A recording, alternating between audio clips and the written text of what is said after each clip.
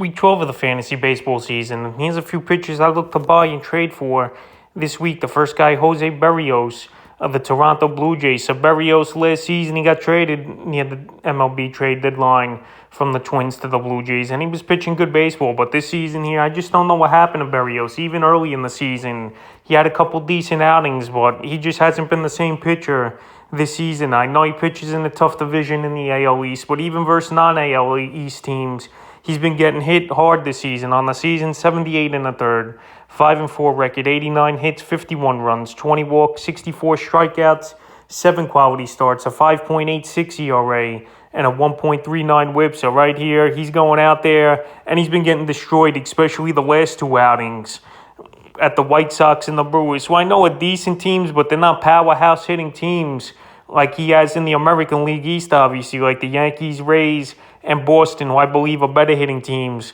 than those teams. So the last few games here for Berrios, June 15th versus Baltimore, 7 innings, no decision, 3 hits, 3 runs, 8 Ks, a quality start. June 20th at the White Sox, 4 innings, got the loss, 9 hits, 6 runs, a walk, a K in that one.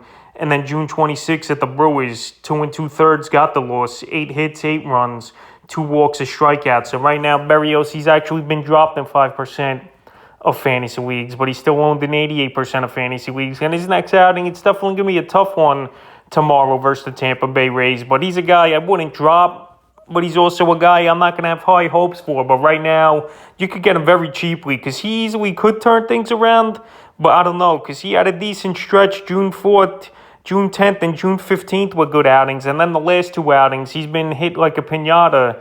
Here's Jose Berrios. But right now, you don't have to give up anything to get him. And I don't think in one season that he's just going to fall off that quick, is Berrios, and be one of the worst pitchers in the league. So right now, hopefully it's just a slump. But right now, be the time to get him, because he could get things going once again and be a quality starting pitcher down the stretch here before the fantasy playoffs. I would make a deal for him, because if he gets things going, and especially with that offense behind him, he could be a great fantasy option, is Jose Berrios. The next guy, Hunter Green of the Cincinnati Reds, so another guy with huge upside, but obviously he's a youngster.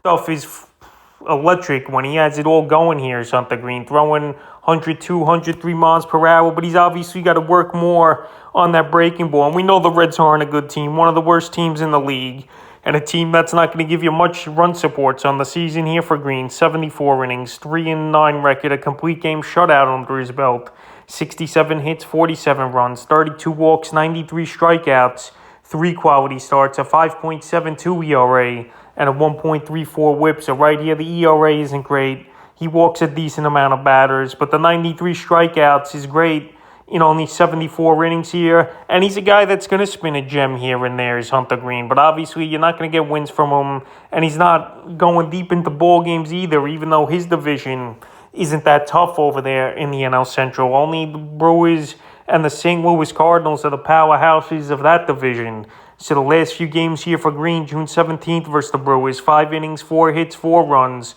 2 walks, 6 Ks. June 23rd versus the Dodgers, 5 innings, got the loss, 9 hits, 6 runs, 2 walks, 3 Ks.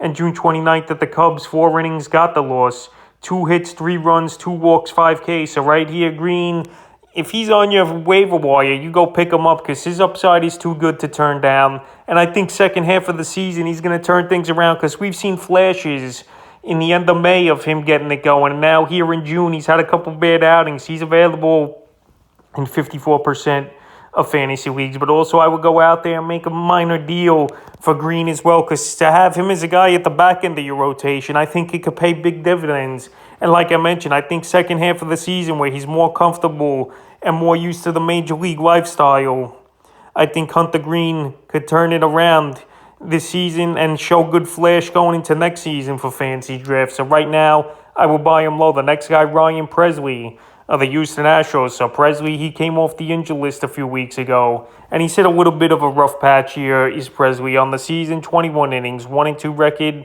18 hits, 9 earned runs, 8 walks, 18 strikeouts, but also 3 blown saves under his belt, a 3.86 ERA and a 1.24 whip. But in the last 2 weeks here, that ERA is an 8.81 in his appearances with a 1.38 whip, so not good numbers there for Presley. but at least the last two outings here for him, he's come in the ball game and he shut it down June 25th at the Yankees. Got a save in that one, clean inning, 2 hits. And then June 29th at the Mets, clean inning there in that one with a strikeout. But June 23rd versus the Yankees, he got bombed in that one, got the loss.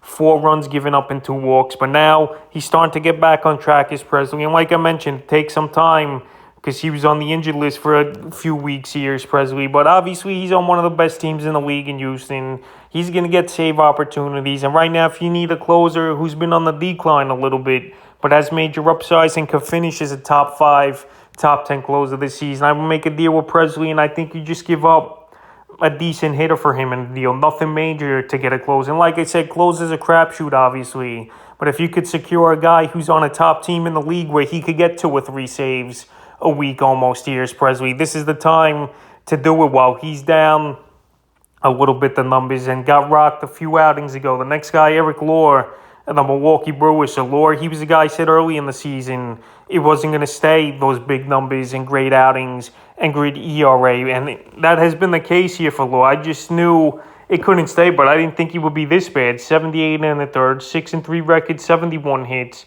35 runs, 25 walks, 80 strikeouts, 6 quality starts, 4.02 ERA, and a 1.23 whip. But over the last few weeks here, 6.48 ERA and a 1.32 whip. So Loria here, he's been getting hit hard lately.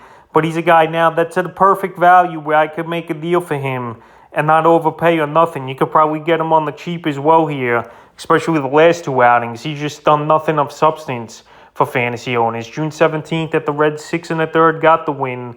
6 hits, 4 runs, a walk, 5 Ks. June 22nd versus the Cardinals, 6 innings, got the loss. 6 hits, 5 runs, a walk, 5 Ks. And June 29th at the Rays, 4 1/3, no decision. 6 hits, 3 runs, 2 walks, 3 Ks here. So Loria, he's failed to have a quality start.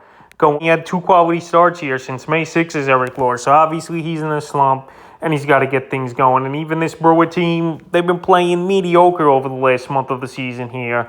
But Loria, I think he showed flashes. I knew it wouldn't last at the level it was, but he's still a pretty solid pitcher, I think, to have as your 5th or 6th guy in your rotation for fantasy baseball. And right now, while he's been struggling, it's a perfect time to get him on the cheap. And the 5th and final pitcher I look to get this week here and buy is Ian Anderson of the Atlanta Braves. I've mentioned Anderson probably 4 or 5 times during the season as a guy to buy. And this Atlanta team, they're hitting the stride now. What a month of June they've had here, catching the 8 games, making up on the New York Mets in the standings. And now things are getting tight here. The Mets were up 11 at the end of May, and now only 3 games out. And Ian Anderson, he really hasn't done anything to help the Braves here. But this Brave team, they're getting good pitching nightly.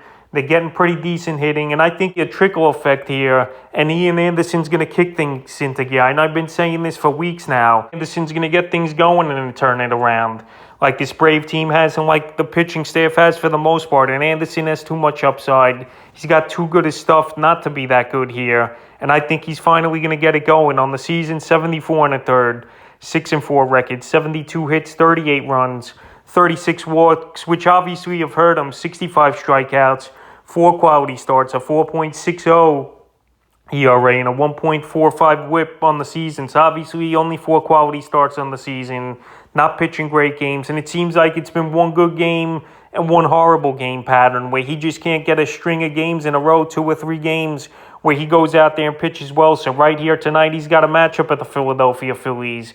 And the Braves here going for the sweep on the Phillies, and they're trying to make the best out of their opportunities now with the Mets slumping of late here. So they need a good outing out of Anderson, and I think he could go out there and do it. But right now, while he's been 1 good one and 1 bad start, this is time to get him because I have him in a few leagues, and it is frustrating to own him at times. But I just know the upside with this guy, and he plays for a great team in the Atlanta Braves where he's going to turn it around sooner than later, I believe. Right now, he's even only owned in 73% of fantasy leagues. So by some chance, if he's on your waiver wire, I would go out there and pick him up. So the last few games here for Anderson, June 13th at the Nats, 4 innings, 6 hits, 4 runs, 4 walks, 3 Ks. June 19th at the Cubs, he bounced back with a good one. 6 2/3, got the win. 3 hits, no runs, 2 walks, 6 Ks. A quality start. And June 24th versus a tough Dodger team, obviously. Only 4 innings, got the loss. 6 hits, 4 runs, 4 walks, 6 Ks. So if Anderson could start hitting the strike zone more, cutting down on his walks, because his walk numbers, he's got 10 walks in the last 3 games. That's not a good thing at all. It's a recipe for disaster. So if he could cut down on the walks and just pitch and hit that strike zone and get guys to get weak contact, this guy's going to be good here. And like I mentioned, this Brave team's playing great baseball. So Ian Anderson's going to turn things around. And I think he could start here tonight. So right now, while his numbers aren't great and he's been struggling, this is a perfect time to buy him low before you miss the boat on his turnaround. So that's a few pitchers I look to buy and trade for Week 12 of the fantasy baseball season.